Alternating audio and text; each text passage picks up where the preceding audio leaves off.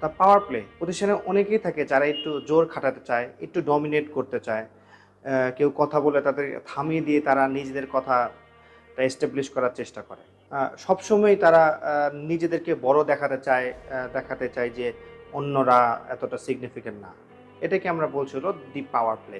যেমন কোনো একটা মিটিংয়ে আপনি একটা আইডিয়া প্রপোজ করলেন, একটা পয়েন্ট রেইজ করলেন, কিন্তু তখনই আপনার মুখ থেকে কথাটা কেড়ে নিয়ে ওই ব্যক্তি তার মতো করে আবার আপনার কথাটাই আবার নতুন করে প্রেজেন্ট করে এবং সেটা নিজেই এটার ক্রেডিট নিতে চায়। সে তার ডমিনেটিং বিহেভিয়ার দিয়ে আপনার ক্রেডিটটা সে নিজে নিয়ে নিল এবং সবাই কিন্তু তাকে ক্ল্যাপিং দিয়ে স্বাগত জানালো। কিন্তু স্টিল পয়েন্টটা আপনার, আইডিয়াটা আপনার, কিন্তু আপনি স্টিল রুমের এক কোনায় বসে আছেন যে কিভাবে আপনার কথাটা স্টিল হয়ে গেল, কিভাবে আপনার কথাটা চুরি হয়ে গেল। কি করতে পারি আমরা এই মুহূর্তে? এই মুহূর্তে আমরা নিজেদেরকে শান্ত রেখে ফ্যাক্টস নিয়ে আমরা কথা বলবো।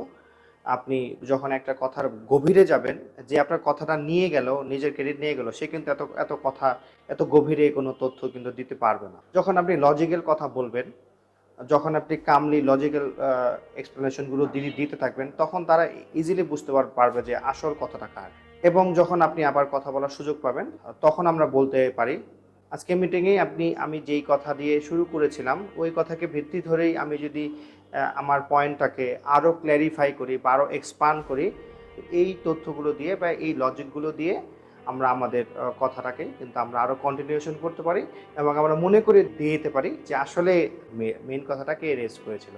এবং অবশ্যই একটা ডকুমেন্টেশন আমাদের রাখা উচিত যে কোনো পয়েন্ট রেজ করার আগে।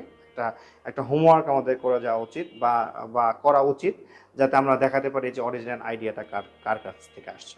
কর্পোরেট পলিটিক্স নিয়ে আমাদের একটা শর্ট ফিল্ম আসতে যাচ্ছে, নাম the checkmate, the supply chain professional file. এটি দেখতে চোখ রাখুন বিআইএইচআরএম এবং বিআইএইচআরএম সাপ্লাই চেইনের ফেসবুক এবং ইউটিউব পেজ।